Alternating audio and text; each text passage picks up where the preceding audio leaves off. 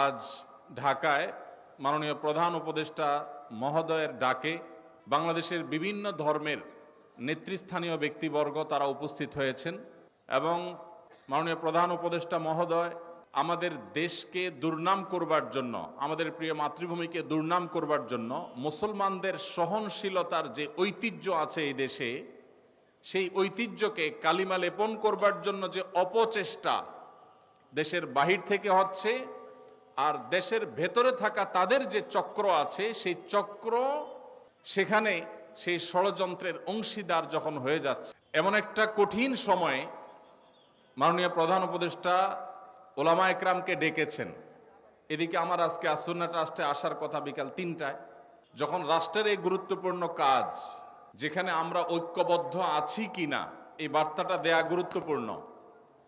আমাদের বিষয়ে আমাদের পার্শ্ববর্তী দেশের বিভিন্ন ভুইফোড় গণমাধ্যম, না বলে বলতে হবে বিভিন্ন প্রচার মাধ্যম, বিভিন্ন ইউটিউবার, তারা যখন আমাদের এই প্রিয় স্বদেশ, আমাদের এই প্রিয় ছোট্ট মাতৃভূমি, যে মাতৃভূমিতে আমরা এদেশের মুসলমানরা তাদের ধৈর্য এবং সহনশীলতা দিয়ে তারা এদেশের অন্যান্য ধর্মাবলম্বী ভাইদেরকে বোনদেরকে আগলে রেখেছেন, তাদেরকে এখানে নিজেদের মতো করে বেড়ে ওঠার পূর্ণ স্বাধীনতা এখানে মুসলমানরা প্রত্যেকে যার যার থেকে দেওয়ার চেষ্টা করে চলেছেন। মুসলমানদের এই ঐতিহ্য, তাদের এই সুনাম, তাদের এই সুন্দর আচরণ, তাদের এই ধর্মীয় সম্প্রীতিকে কালিমা লেপন করার যে চেষ্টা চলছে, সেই চেষ্টাকে নস্যাৎ করবার জন্য, সে অপচেষ্টাকে নস্যাৎ করবার জন্য এবং মুসলমানদের মধ্যে যে উদারতা রয়েছে অন্যান্য ধর্মাবলম্বীদের ব্যাপারে,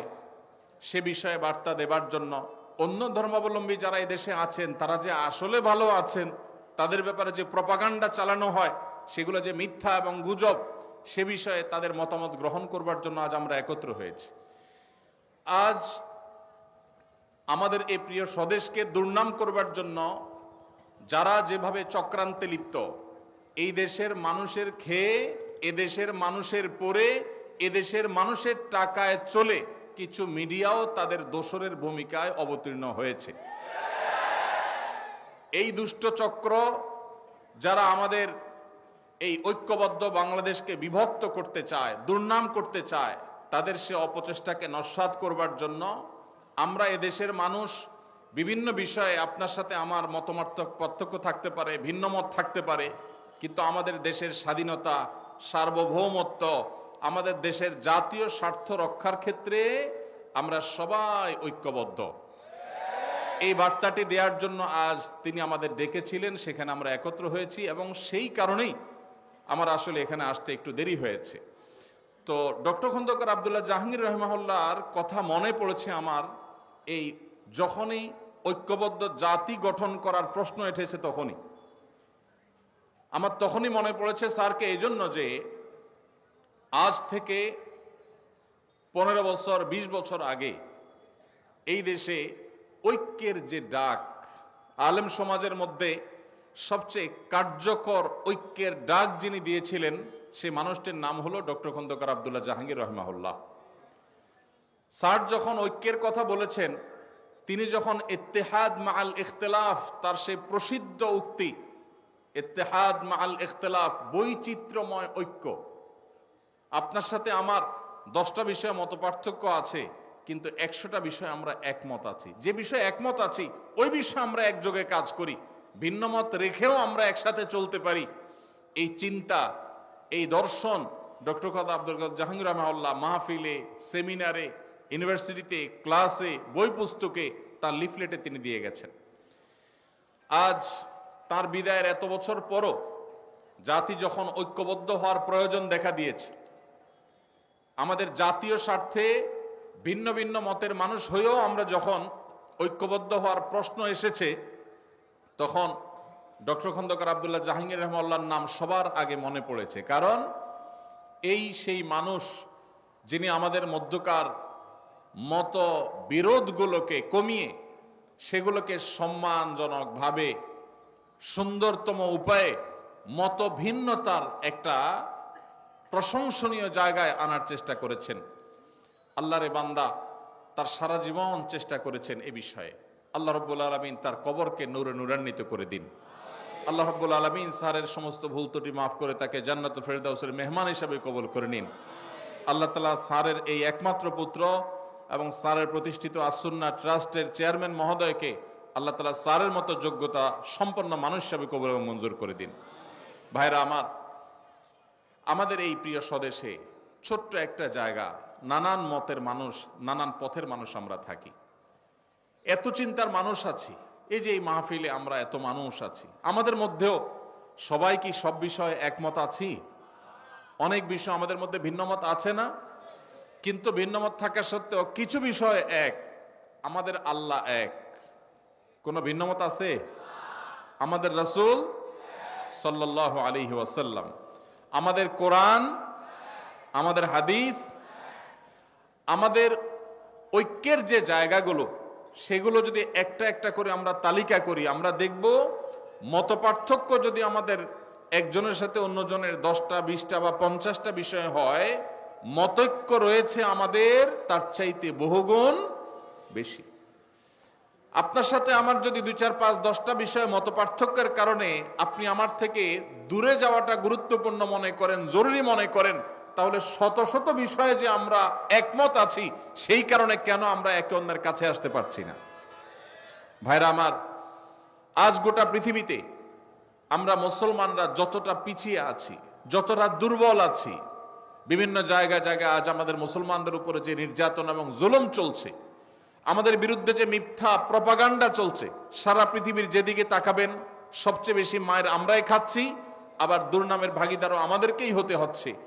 এর অন্যতম বড় কারণ হলো আমাদের অনৈক্য, আমাদের বিভেদ, আমাদের মতো বিরোধ, আমাদের একে অন্যের বিরোধিতা করা। আজ এই প্রেক্ষাপটে অন্তত আমাদেরকে ঐক্যবদ্ধ হতে হবে, ঐক্যের গুরুত্ব আমাদেরকে অনুধাবন করতে হবে। আমাদের ঐক্যের যে ফর্মুলা ডক্টর আব্দুল্লাহ জাহাঙ্গীর রহমাল্লাহ দিয়ে গেছেন, সেটা মূলত তার দেওয়া না। তিনি নিজে এই ফর্মুলা দিয়েছেন কোরআন থেকে, তিনি এই ফর্মুলা দিয়েছেন প্রিয় নবী সাল্লাল্লাহু আলাইহি সাল্লামের হাদিস থেকে।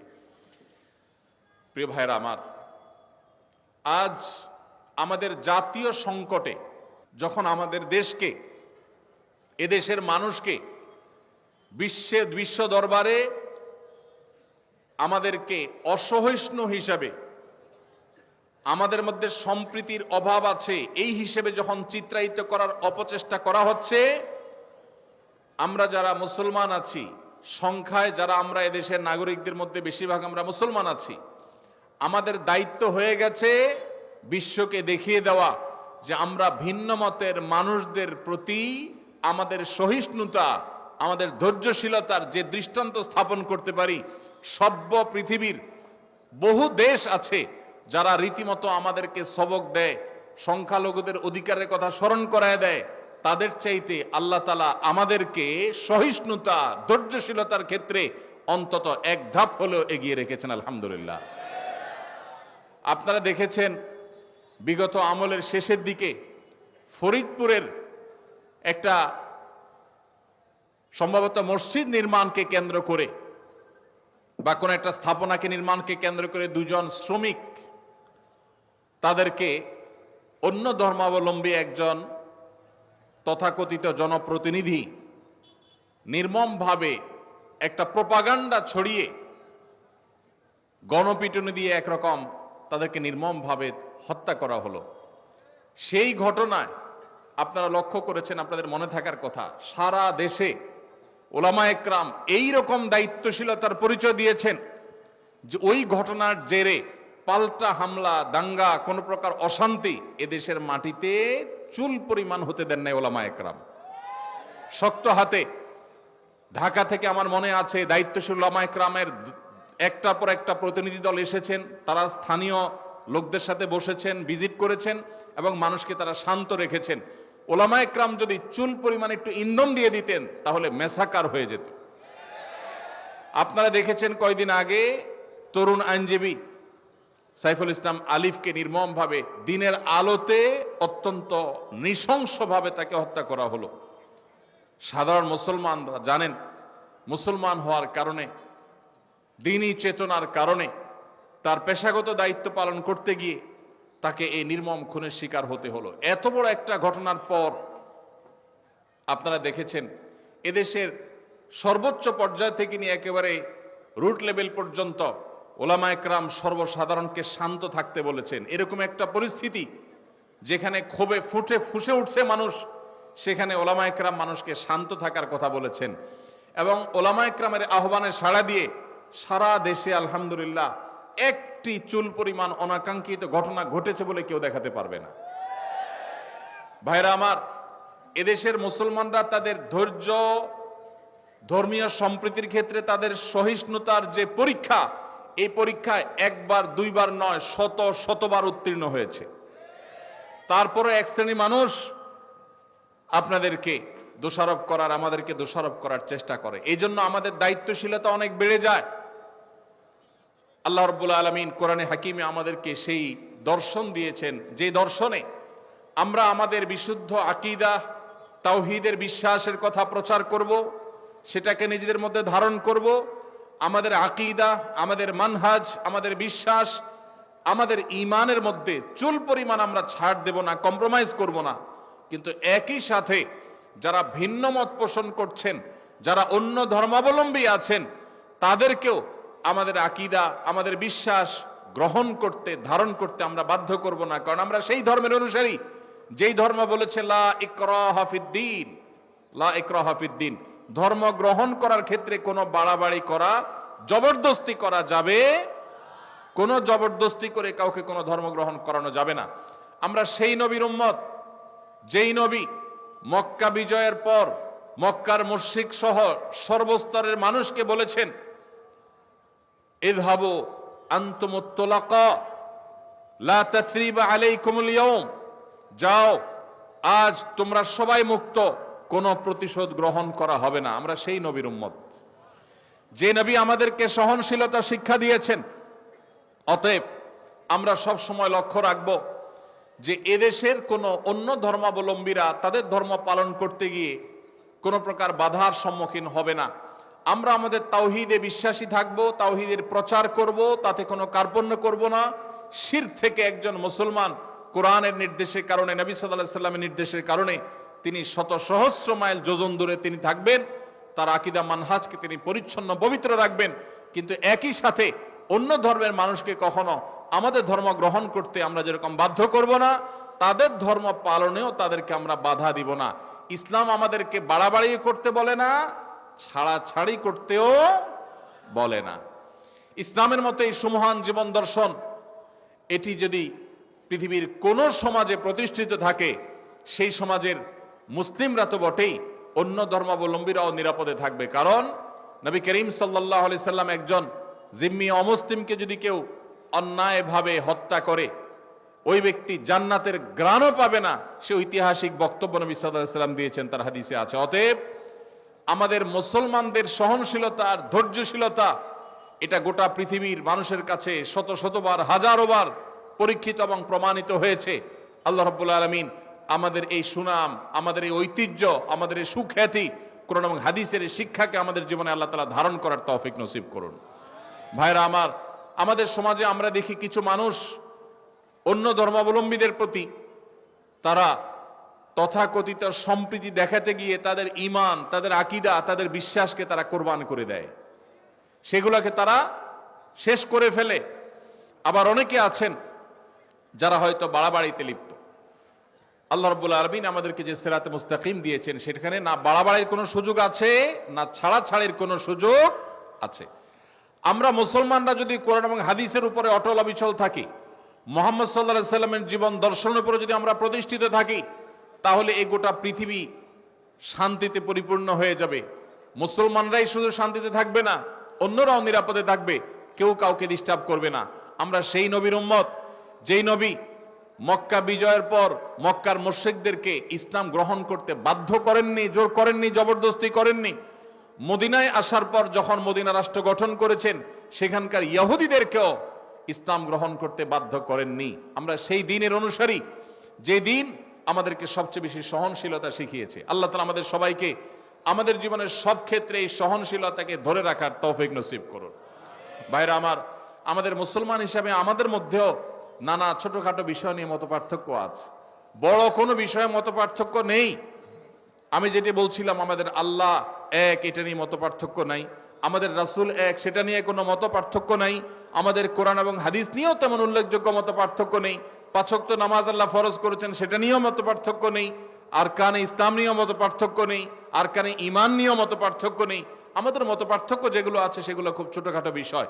এগুলো নিয়ে এলাকায় এলাকায়, মসজিদে মসজিদে, বিভিন্ন জায়গায় আমরা যেন আমাদের সৌহার্দ্যের, সম্প্রীতির সর্বোচ্চ নজির স্থাপন করি, এই কাজটাই জীবন জুড়ে করে গেছেন ডক্টর খন্দকার আব্দুল্লাহ জাহাঙ্গীর রাহিমাহুল্লাহ। স্যার যখন এই কাজ করেছেন, তখন এই কাজটার যথার্থতা, এটার যৌক্তিকতা বা এটার প্রয়োজনীয়তা, এটার অপরিহার্যতা আমরা এতটা উপলব্ধি করি নাই। দিন যত গত হচ্ছে, আল্লাহরে বান্দাকে আমরা হারিয়ে ফেলেছি, সেই দিনগুলো যত অতিবাহিত হচ্ছে, তত বেশি আমাদের কাছে মনে হচ্ছে যে তিনি, আল্লাহ রাব্বুল আলামিন তাকে এমন এক মানুষ করে তৈরি করেছেন। আমাদের মাওলানা মামুনুল হক সাহেব হাফিজাহুল্লাহ একটা কথা ডক্টর আব্দুল্লাহ জাহাঙ্গীর রাহিমাহুল্লাহ সম্পর্কে বলেন। এই আসুনা ট্রাস্টের স্যারের ওয়াফাতের পর এখানকার স্টুডিওতে বসে বলে গেছিলেন যে ডক্টর আব্দুল্লাহ জাহাঙ্গীর রাহিমাহুল্লাহ ছিলেন এমন একজন মানুষ যিনি সময়ের চাইতে এগিয়ে থাকা মানুষ ছিলেন। সময়ের চাইতে এগিয়ে থাকা মানুষ ছিলেন। আল্লাহ তাআলা তাকে সেই দূরদৃষ্টি দান করেছিলেন। আল্লাহ রাব্বুল আলামিন স্যারের সে মিশনকে, স্যারের সে স্বপ্নকে, স্যারের প্রতিষ্ঠিত এই আসুন্নাহ ট্রাস্ট, জেনেদা আসুন্নাহ ট্রাস্ট, এটার মাধ্যমে আল্লাহ তাআলা কবুল এবং মঞ্জুর করুন, পরিপূর্ণ করার তৌফিক নসিব করুন। ভাইরা আমার, আমরা আজকের এই মাহফিল থেকে আমাদের ব্যক্তিগত জীবনে, আমাদের দ্বীনি জীবনে, এমনকি আমাদের সামাজিক জীবনে অন্য ধর্মাবলম্বীদের মানুষদের সাথেও আমরা সবর, সহনশীলতা এবং ধৈর্যের পরিচয় দেব, চেষ্টা করব তো ইনশাআল্লাহ। ভাইরা আমার, আমরা যখন আমাদের নিজেদের মধ্যে মসজিদের অভ্যন্তরে ভিন্ন মতের কোনো মানুষ দেখব, ডক্টর খন্দকার আব্দুল্লাহ জাহাঙ্গীর রাহিমাহুল্লাহ সেই ঐতিহাসিক বক্তব্য আপনাদের নিশ্চয়ই অনেকেরই শোনা আছে। স্যার বলেছিলেন যে আপনার পাশে কোনো হারাম ভক্ষণকারী ব্যক্তি, ধূমপানকারী ব্যক্তি, কোনো হারামে লিপ্ত ব্যক্তি আপনার পাশে দাঁড়িয়ে মসজিদে নামাজ পড়তে পারে, তাহলে আপনার ভিন্ন মতের মুসলমান ভাই, যার সাথে আপনার মৌলিক সব বিষয়ে এক ঐক্যমত রয়েছে, কিছু কিছু বিষয় মত পার্থক্য রয়েছে, এরকম কোর এবং বড় বড় কবিরা গুনাহ বিষয় মত পার্থক্য নেই, সে ভাইটি আপনার পাশে দাঁড়াতে অসুবিধা কেন? স্যার আরেকটা এক্সাম্পল আপনাদের মনে পড়ে, তিনি বলতেন যে আমরা যখন মসজিদে নামাজে দাঁড়াই, জামাত ইসলামের ভাই, চরমনাই পীর সাহেবের মুরিদ ভাই, ফুরপুরা পীর সাহেবের মুরিদ ভাই, আহলে হাদিস ভাই, হানাফি ভাই, বিভিন্ন মতের মানুষ যখন আমরা পাশাপাশি কাঁধে কাঁধ মিলিয়ে দাঁড়াই, আমাদের ভিন্ন ভিন্ন চিন্তা সত্ত্বেও আমরা নামাজের কাতারে ভিন্ন কাতার করি না, আমরা কাঁধে কাঁধ মিলিয়ে দাঁড়াই, তাহলে নামাজের বাহির হয়ে, মসজিদ থেকে বের হয়ে কেন আমরা একে অন্যকে শত্রু মনে করি? আমরা অবশ্যই, আমি যেটাকে আল্লাহ তাআলা আমাকে যে আকলে সালিম দিয়েছেন, এটা দিয়ে আমি কোরআন এবং হাদিসের কষ্টি পাথরে হককে আমি খুঁজে বের করব, সত্যকে আমি অনুসন্ধান করব, সত্যের উপর আমি পরিচালিত হব, এতে কোনো সন্দেহ নেই। কিন্তু কোন অবস্থাতেই একজন মুসলমান তিনি তার নিজের সত্য অবস্থানকে টিকিয়ে রাখতে গিয়ে তার অন্য মুসলমান ভাইকে আঘাত করা, তাকে দুর্নাম করা, তাকে বাজে ট্যাগ দেওয়া, তাকে নিয়ে তুচ্ছ তাচ্ছিল্য করা, তাকে অপমান করা এবং মুসলমানদের মধ্যে বিভেদ সৃষ্টি হওয়ার মতো কাজ করা মুসলমানের জন্য কখনো জায়েজ নাই। আল্লাহ রাব্বুল আলামিন কোরআনে কারিমে আমাদেরকে নির্দেশ করেছেন, ওয়াতাসিমু বিহাবলিল্লাহি জামিআ, তোমরা আল্লাহর রশি সবাই আঁকড়ে ধরো আল্লাহর রজ্জুকে, ওয়ালা তাফাররাকু, তোমরা বিভক্ত হয়ে যেও না। আজ আমাদের ঐক্যবদ্ধ হওয়া বড় বেশি প্রয়োজন। আমরা মুসলমানরা আজ বিভক্ত থাকার কারণে আজ এক শ্রেণীর মিডিয়া আমাদেরকে নিয়ে খোঁচাখুচি করে, আমাদেরকে আঘাত করে, আমাদেরকে নানাভাবে বদনাম করার চেষ্টা করে। আমরা যদি সবাই ঐক্যবদ্ধ থাকি, আমরা যে বিষয়গুলোতে মতপার্থক্য আমাদের আছে সেগুলো থাকুক, সেগুলো থাকা সত্ত্বেও বৃহত্তর ইসলামের স্বার্থে, দ্বীনের স্বার্থে, আল্লাহ এবং তার রাসূল সাল্লাল্লাহু আলাইহি সাল্লামের স্বার্থে আমরা যদি কাঁধে কাঁধ মিলে, আপনার কাজে আমি, আমার কাজে আপনি যদি সহযোগিতা করি, একে অন্যের প্রতি যদি সহযোগী হই, সহমর্মী হই, একযোগে কাজ করি, তাহলে মনে রাখবেন ইসলাম এবং মুসলমানদের চিহ্নিত দুশ্মনদের যে সংখ্যা, সেটা এদেশে খুবই নগণ্য। এই মানুষগুলো কখনো আমাদের মাথার উপরে ছড়ি ঘুরাতে পারবে। আর একটি কালচার আমাদের দেশে চলে আসছে, সেটি হলো হাতে গোনা যাবে এরকম কিছু মানুষ এদেশের ধর্মপ্রাণ মানুষদের উপরে তাদের শাসনের নামে শোষণ চালিয়ে যাচ্ছে, তারাই ন্যারেটিভ দাঁড় করায়, তারাই বিভিন্ন ব্যাখ্যা দাঁড় করায়, বিভিন্ন বয়ান হাজির করে। তারা আমাদেরকে এক এক সময় এক এক ট্যাগ লাগিয়ে নানা সময় কোণঠাসা করে রাখে। কখনো জঙ্গি বলে গালি দেয়, কখনো উগ্রবাদী বলে গালি দেয়, কখনো রাজাকার বলে গালি দেয়। আমাদের বিরুদ্ধে বিভিন্ন ন্যারেটিভ দাঁড় করিয়ে ইসলাম এবং মুসলমানদেরকে কোণঠাসা করার চেষ্টা করে। আমি একটা কথা প্রায় সময় বলি, যারা আমাদের রাষ্ট্র থেকে ইসলামকে সম্ভব হলে জাদুঘরে ঢুকায় ফেলতে চান, তারা 50 বছর যাবৎ সেই কাজ করেছেন, তাতে দেশ পাতাল থেকে আকাশে উঠে যায় নাই। আমরা দেখেছি আমাদের বন্ধুপ্রতিম দেশ মালয়েশিয়াতে তাদের সংবিধানে তারা ইসলামকে ধারণ করেছে, তাদের প্রত্যেকটা ক্ষেত্রে তারা ইসলামকে ধারণ করেছে। তাদের রাষ্ট্রের প্রত্যেকটা এলিমেন্টের মধ্যে ইসলামের কণা আপনি খুঁজে পাবেন, খাঁজে বাজে ইসলাম খুঁজে পাবেন। তারা আমাদের চাইতে এগিয়ে আছে না পিছিয়ে আছে? তাদের কাছে কর্মী হয়ে যাওয়ার জন্য আমরা সিরিয়াল দিয়ে বসে থাকতে হয়। আজ ধর্মকে দূর দূর করা মানুষগুলো 50 বছরে আমাদেরকে তাদের লেভেলে নিয়ে যেতে পারে নাই। এই দেশে বহু আগের জরিপ অনুযায়ী 3 লক্ষের বেশি মসজিদ ছিল, এখন সেটা হয়তো 4 লক্ষে পৌঁছেছে। 4 লক্ষ মসজিদের কমপক্ষে ইমাম এবং মুয়াজ্জিন মিলিয়ে 8 লক্ষ মানুষ, যারা সমাজকে নেতৃত্ব দেয়, লিড করে। জুমার দিন রাত পোহালে জুমার নামাজ, এই জুমার দিন রাত পোহালে যে জুমার দিন, সেই জুমার দিনে জুমার নামাজে 12:30 থেকে 1:30 পর্যন্ত 4 লক্ষ মসজিদে, এক একটা মসজিদে যদি গড়ে 150 করে মানুষ নামাজ পড়তে আসে এভারেজে, শহরে বেশি থাকে গ্রামে কম থাকে, সব মিলিয়ে যদি আমরা গড়ে 150 করে মুসল্লি ধরি এক একটা মসজিদে, 4 লক্ষকে 150 দিয়ে গুণ দিলে 6 কোটি হয়। 6 কোটি মানুষ 12:30 থেকে 1:30 এই টাইমে, পুরো সপ্তাহের সবচাইতে ফ্রেশ টাইমটা, যে টাইমটাতে সারা সপ্তাহের সেরা ঘুমটা শুক্রবার সকালে দিয়া, স্কুল নাই, মাদ্রাসা নাই, ব্যবসা বাণিজ্য নাই, অফিস আদালত নাই, সারা সপ্তাহের সবচেয়ে সেরা ঘুমটা দিয়া, এরপরে সবচেয়ে ভালো ফ্রেশ করে গোসলটা করে, মনে করে জামা পরে, সুগন্ধি ব্যবহার করে, তাদের সারা সপ্তাহের সবচেয়ে সোনালী সময়টা, সবচেয়ে রিফ্রেশড যে সময়টাতে আছেন, সেই সময়টাতে তারা মিম্বরে ইমাম সাহেবদের মুখের দিকে, খতিব সাহেবদের মুখের দিকে তাকিয়ে থাকেন। বাংলাদেশের সমস্ত টেলিভিশন চ্যানেল, সমস্ত মিডিয়া, সমস্ত রেডিও চ্যানেল একযোগে যত দর্শক, যত শ্রোতা দেখে বা শুনে, শুধু মসজিদের মিম্বর থেকে জুমার দিনে 12:30 থেকে 1:30 এই সময় 6 কোটি মানুষ যে দেখে, সবগুলো মিডিয়া মিলেও কখনো সারা সপ্তাহে এত বেশি সংখ্যক মানুষ তারা মিডিয়াগুলো দেখে না, বা মিডিয়াগুলো তাদেরকে রিচ করতে পারে না। এই যে বিপুল জনগোষ্ঠীকে প্রতি সপ্তাহে একদিন 1 ঘন্টা ইমাম খতিবরা অ্যাড্রেস করতে পারেন, এই ইমাম খতিবদেরকে যদি রাষ্ট্র ওন করে, তাদেরকে যদি রাষ্ট্র টেনে আনে, এবং রাষ্ট্র যদি তাদেরকে অ্যাক্সেস দেয়, তাদেরকে যদি রাষ্ট্র গঠনে মৌলিক ভূমিকা পালন করবার সুযোগ দেয়, তাহলে ধর্মপ্রাণ মুসলমানদের এই দেশ স্বর্ণ হতে বেশি দেরি হবে না ইনশাআল্লাহ তাআলা। ওলামা একরামকে তাদের দায়িত্বটা যদি সঠিকভাবে পালন করতে দেওয়া হয়, এই দেশ থেকে দুর্নীতি জাদুঘরে চলে যাবে ইনশাআল্লাহ।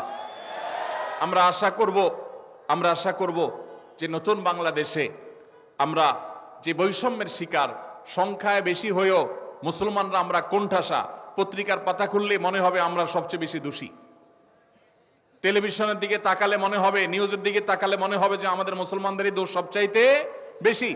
অথচ এই দেশে এই গত কিছুদিন আগে আপনারা দেখেছেন যে দুর্গা পূজার সময় এবং বিভিন্ন সময় 5ই আগস্টে আপনারা দেখেছেন শত শত হাজার হাজার মাদ্রাসার ছেলেরা মসজিদ থেকে, আমার মুসল্লি ভাইয়েরা, তারা বের হয়ে মন্দিরগুলো পর্যন্ত পাহারা দিয়েছেন।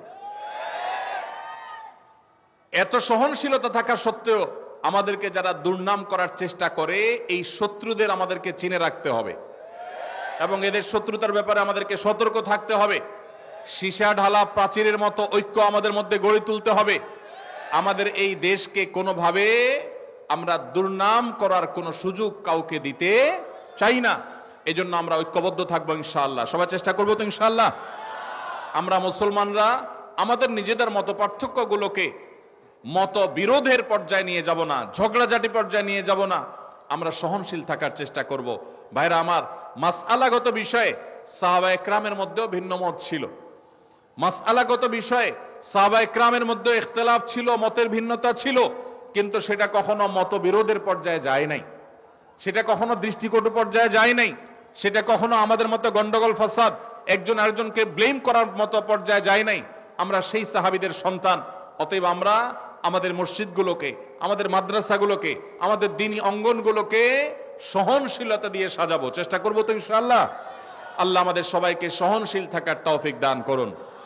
আর আমাদের সবাইকে অন্য ধর্মাবলম্বীদের ব্যাপারে সহনশীল থাকতে হবে।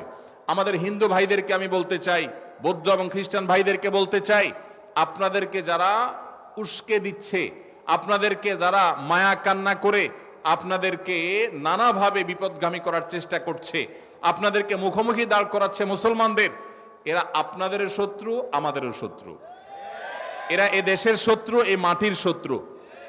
এবং এরা কখনো আপনাদেরকে ধর্মীয় কারণে আপনাদের প্রতি সিম্পেথি দেখাচ্ছে না, এরা রাজনৈতিক কারণে আপনাদের প্রতি সিম্পেথি দেখাচ্ছে।